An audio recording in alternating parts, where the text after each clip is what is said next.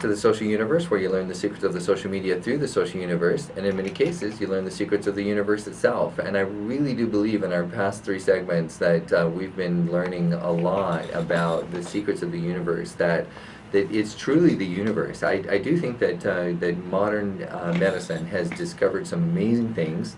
Obviously, some amazing things. We went all the way from alchemy, where the best thing that we really could do is kill off Romeo and Juliet from The Alchemist, and that's all we know today what The Alchemist would do. But the apothecaries in those times were a little bit more significant than we thought. I mean, they were modern medicine at the time, and they actually were able to do a lot of things with herbal cures and things of that nature. They came from the earth, but the scientific methods have actually really advanced. So I don't want to in any way denigrate Western medicine. Well, I shouldn't say not in any way. I will say that it's all surrounding money. So be a little bit careful when you go to that doctor and he wants to just medicate the heck out of you, wants to hack the heck out of you, as evidenced by the guy who went back to the same surgeon 8 different times for his nose, problems with his nose. Within the last few weeks, if I'm remembering it correctly, he emerged from the I mean, I shouldn't laugh. This is very morbid humor. He came out of the surgery without a nose at all. And so you just, what possesses a doctor to decide you no longer need your entire nose? It's the irony that's making me laugh, not anything else, because I really feel sorry for that man. But the point is that at some point you need to realize there are limitations to modern medicine, and one of them is that every time that doctor put that poor man under the knife, he was charging more and more and more. So surgery gets a little out of control, pharmaceuticals get a little out of control, a lot out of control, depending on the situation. And we enable that. We think that whatever the doctor gives us must be good for us, and now we're in there hurting our organs, and the organs are what determine how long we live. So that, if nothing else said, that's the biggest thing about health, and we'll talk about that on our Ageless Living show.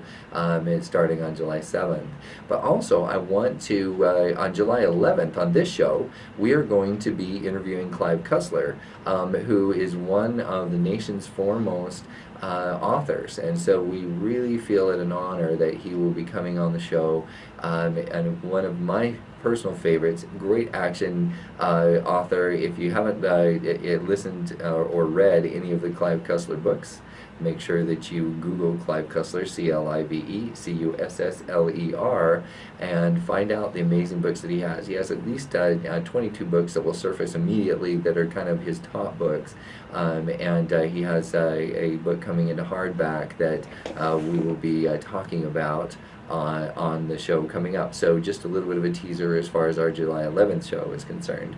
But coming back to what we were talking about earlier about the secrets of the universe, is that one of the things I truly believe in is that good energy, whatever you identify that good energy as, whether it's the golden rule, do unto others as you would have them do unto you, or whether it is karma, or whatever you want to identify it as, that good energy creates good things in your life. Good energy comes from within, and good energy, for example, transitioning into trusted team, good energy comes from being able to have good referral partners who get it. Good energy comes from having referral partners who understand that you have to give to get.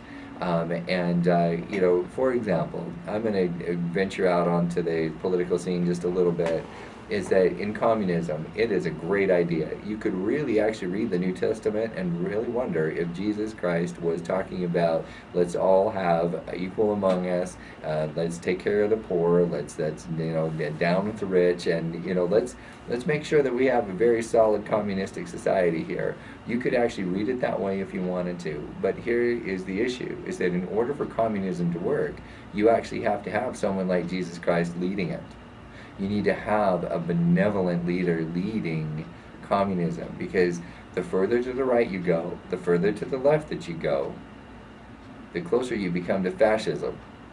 Even if you went to the right all the way to fascism, even if you go all the way to the left, what did we see happen with Stalin and Lenin when they created the great communist society? Was there any difference between Hitler and Stalin and Lenin?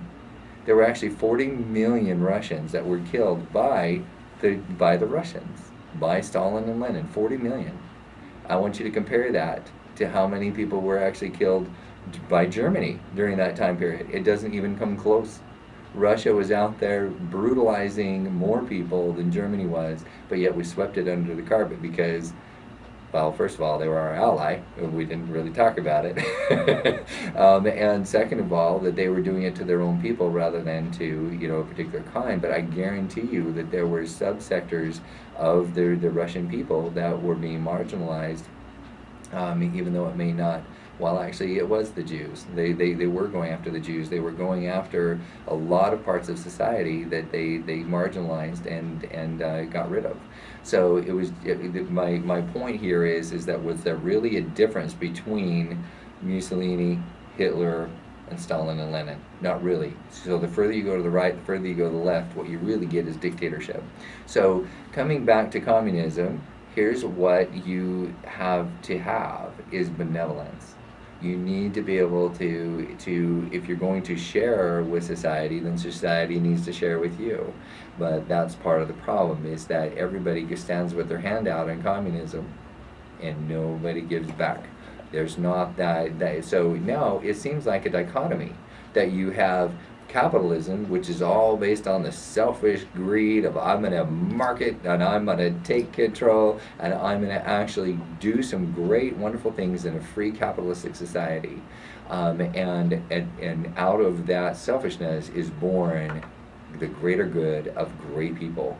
So I'm sure you can't guess which side of the political aisle I'm on after that diatribe. But the point that I'm making here is the same concept occurs inside of referral generation. And this is what I love about Trusted Team, is that it is the best combination of benevolence and selfishness. Because all you have to do inside of Trusted Team, which is, again, by hands down the best social media program out there, and this is when we bring back Rita and when we bring back Andy, we're going to be helping them implement a Trusted Team between now and then, and we'll come back and share with you some of the experiences that they are having as they're uniting their local business owners. But as the local business owners get together and market each other and co-market, each of them individually are going to be marketing their own companies. So if there's a local Water and Ice next to them, Water and Ice just thinks about marketing Water and Ice. They're not thinking about Rita and Andy. They're thinking about marketing themselves. And out of that, because of co-marketing, on the right-hand side of their emails, they are giving exposure to the local businesses around them that they know and trust. So that is, in my opinion, the best combination, whether you go to the right or whether you go to the left. All we want is what works. And so what we have inside of Trusted Team is the best combination of being able to share and put our hands out, but know that when we put our hands out, we need to give in order to get. And this is why I went off on that political diatribe, is that it sounds good to say you have to give in order to get, but what did Stalin and Lenin say? They said to all the other millions of Russians, you have to give in order to get. So the Russians gave, but what did they get? What happened was Stalin and Lenin took. So beware of referral partners that actually say you have to give to get, but you have to give to me, but I don't have to give to you. That's the Stalin and Lenin approach, okay? The approach that has to do with Trusted Team is that, hey, you know what? You have to give in order to get. So when you give, I'm going to give, and we both give, everybody wins. That is what is called a symbiotic relationship. And that's what I love about Trusted Team. And I think that if you have been tuning into our shows, you'll understand why that works and why it is that at the core of Trusted Team is capitalism, but the result of Trusted Team is benevolence, the idea that we all share and share alike. So, for example, right before the show, this is what we were talking about with Channel 12 News, is that they're actually creating a light rail down 19th Avenue. And it is wreaking havoc with the small business owners there. For example, I went to see someone who I knew well, and the place was so torn up. Well, when I was on Glendale and 19th Avenue, I thought I was on 19th Avenue in Northern. And so I had to call him up, hey, where are you? He said, oh my gosh, the whole place is torn up so bad, I don't blame you for not knowing which intersection you're on. It is so torn up. And I thought they'd actually, because they literally are demolishing strip malls, they're creating others. It's complete mayhem. And one of the comments that was made by Channel 12 was, if you can just make it for 3 years, then this thing will all be better for you. Now, in business owner years, that is like, oh my gosh, that is 3 eternities. You know, business owners take a look at it quarter by quarter. Am I going to last in the next quarter? So really, you're looking at 3 years is 4 quarters times 3, and each quarter is an eternity in business owner years. And so you're looking at 12 eternities. So that's like telling a small business owner, are you going to be around in 12 eternities? Well, I don't think so. So what we've done is, and what we are in the middle of doing, we introduced today, was Trusted Team for the local business owners to be able to bring business to their businesses by referring business back and forth to each other through Trusted Team.